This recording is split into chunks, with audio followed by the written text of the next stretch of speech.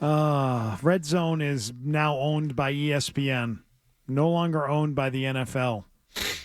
And apparently we won't notice any changes, but what's happening is the network is going to be owned by ESPN. That's it. ESPN's becoming a conglomerate and taking that over. Is that good news, bad news? How do you feel about it? Do you like Scott Hansen? Yeah, I love Scott Hansen. Is he going with it? Is he going to work for ESPN? Scott Hansen just re-upped his contract, and he's good.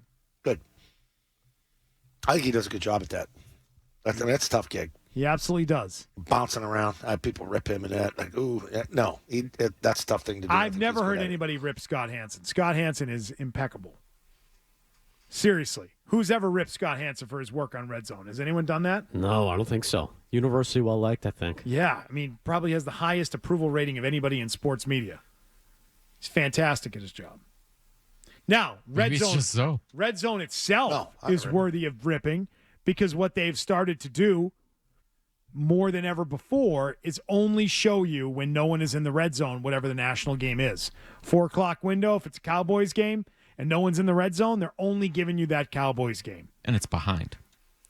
And that to me is annoying. That to me is a problem for Red Zone because it's made it a product that is less than what it used to be. Yeah, those restrictions. They suck. They used to do a better job of whipping around the league. And if you were flipping over from the national game, you'd have a chance to see a couple minutes of a different game. Feel like they've really tightened that up and really clamped down on not doing that. Also, I do think adding in commercials to that now is insane, which they started last season. Yeah, it was the split screen ads last year. That was awful. Something tells me it won't be split screen this time. So ESPN acquires NFL Network and other NFL media assets in exchange for a 10% equity stake in ESPN. So they gave 10% of ESPN to the league in exchange for taking over the network and taking over Red Zone. Is what they're able to do. That's how that all works. Which tells you how much of a behemoth ESPN still is. That'll pay Stephen A. And they're finally launching their app, apparently. Their direct-to-consumer streaming service is finally about to launch. Which they have an app already, and they had Watch ESPN, so it won't be that different, but you'll be able to just sign up to be an ESPN subscriber and turn on ESPN through an app at any time. Right. See the programming. That's what's coming soon, as opposed to ESPN 3, if you will, right? Where you're clicking on a Mac game, like I often did, to tune in on a Saturday afternoon and watch my Minutemen. So that's coming as well. How are they going to do this year, Beetle? I think it sucks, though, because it's just more consolidation of media, period. Even though this was already a league-owned entity, you're going to get less programming now as a result of this being the same company. There's less and less and less going on. There's less options. Who's going to be? What are you talking about? UMass. I was asking how UMass. Oh, I don't know. There's always hope every year, right? That's right. Yep, hope every single year. New head coach. Got another promising head coach that they've hired. My daughter wants me to go for a tailgate this year, trying to make that potentially work with a home game. So. Any other fall plans? Gorgeous drive. Yeah, are we going to do it at a time of year that you can do some leaf peeping? Excellent farm stands. The pumpkins. And do they sell pies inside? They do. They really do. I still get asked about that, the pie thing. It's amazing. You do? Yep. We talk about it too much. We celebrate. It's come up a couple times, yeah. They should. You would think one of the salespeople would contact them for advertising, right? For the fall. Yeah, for the fall. Apple picking, hay rides, all that stuff coming up. I could go do live. I could show up live and shake hands. Use the restroom. I don't know. Shake that hand there. I'm seeing what happened there. Good. I'm all set with that. You keep those hands to yourself. The hands are fine. It's the feet. What? What'd you do with your feet in the bathroom? Nothing. Feet. It's just like you get stuff all over them and that, Yeah. Did you take your shoes off before you went in there? Yeah, it's comfortable in here. Make yourself comfortable, yeah. It's hot. It's very hot. Remote from the honeypot. Yep. Sent Dennis there. Dennis has been in Nantucket for 2 days. Mm-hmm. get ready for that one. Felger Maz doing a remote show this afternoon. Today. We're all checking. Maz actually made it over too. There. It's already hopping there? It's already hopping there, yeah. It's great. They're already gorgeous day. They're already getting hammered at the fairgrounds. Go to fairgrounds. Get hammered. That's the name of it, fairgrounds, right? Yeah. Yep. Yeah, that's what I thought. I was seeing some great memes of this whole red zone thing where they're like, it's a picture of Scott Hansen, and they're like, get ready for 7 hours of football-free commercials.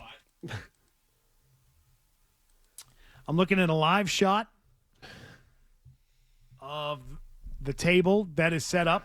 Oh, look at that. How's it look? Special guest. It looks great, quite frankly.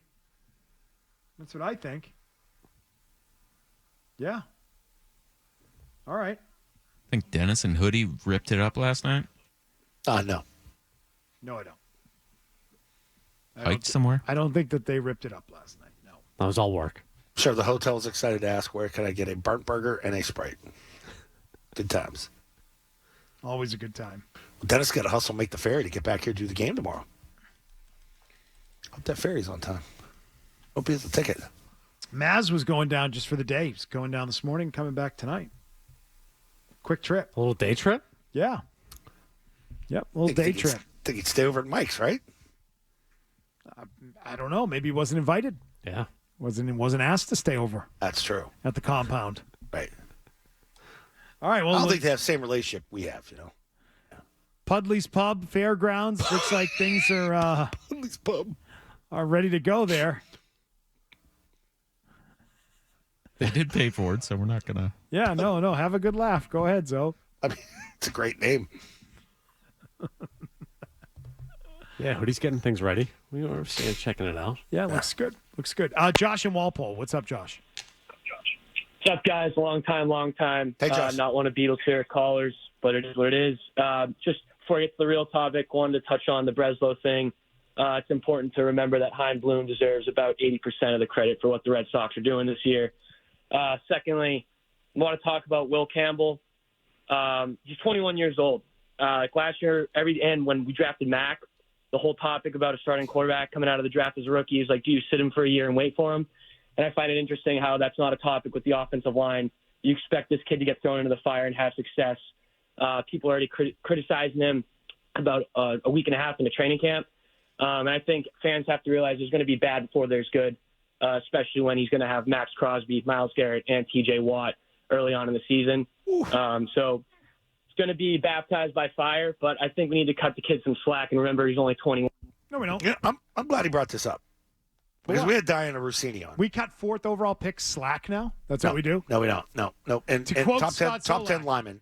Top 10 linemen play. Can I quote you? Can I quote you from one of the first things you said on the show today? Sure. I thought we were better than this. Yeah. I thought we were. But go ahead, so. Yeah, number 4 pick, you play. Like Drake May last year, it was ridiculous. He sat. Sorry. Diana Rossini, we asked her, like, hey, what are you hearing? What are you hearing down there? That the most pleasant surprise and one of the exciting things is about the offensive line. So we all kind of, I think, chuckled at it because of, like, the reporting on it, right? And the marks and the grades and all that. And, we do a talk show every day for 4 hours. And I asked somebody else in the building about it, and they said they heard the same thing. So, like, this is a thing that it is being talked about down there. I don't know if that's just like a confidence-building thing, like, hey, let's push that narrative to give these guys some confidence, but they're liking what they're seeing. I mean, hey, maybe it is coming together. I don't know. Look at how they looked in the red zone against the Commanders in a joint. We'll see tomorrow night, though.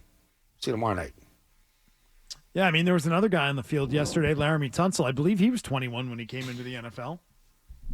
Did he sit with his gas mask? Gas mask Did he have and a all, gas yeah. mask on? They just let him sit in his room? He was doing a hell of a bong hit the night he got drafted. I think he was 21. I think he was he wasn't quite 4. He wasn't top 5. He was top half of the draft. Yeah, but he was high up there. pick. He was a high pick. Joe Alt a year ago was 21 years old. Did he sit? Did everyone say cut him some slack? He's going to be bad before he's good? Number 3 pick a year ago. Is that what they said about Joe Alt a year ago? Because they didn't say that about Joe Alt. 5, yeah. They said he had a ton of experience at Notre Dame. He's ready to play in the NFL. What did Mike Vrabel and Elliott Wolf and Ryan Cowden and anybody else who supported that pick when they made it, what did they tell you? A lot of starting experience at LSU. He's ready to play in the NFL. So we're going to find out if he's ready to play in the NFL. And I won't be sitting here making excuses for him. Because I don't do that. Yep. That's for you, Josh. You can do that all you want. But if he sucks, we're going to say, hey, he sucks. You drafted him 4th and he can't block. With that said, he had a good day yesterday. He did. So if he's good, we say he's good. And yesterday he was. He had a good day yesterday. Encouraging day for him yesterday. So that makes up for some of the bad days he did have early in this camp. He looked good, did the job, and did it in real live reps, which is encouraging in the sense that maybe he's a guy who needs that. And I don't blame any player for that, for not being able to be their best in practice, that they need it to have something on the line, to get the adrenaline going, to be their best. And he's got short arms, so, maybe he needs that adrenaline to get that extra 1/8 of an inch, stretch him out. So get excited, yeah. Stretch him out, get him going. Yep.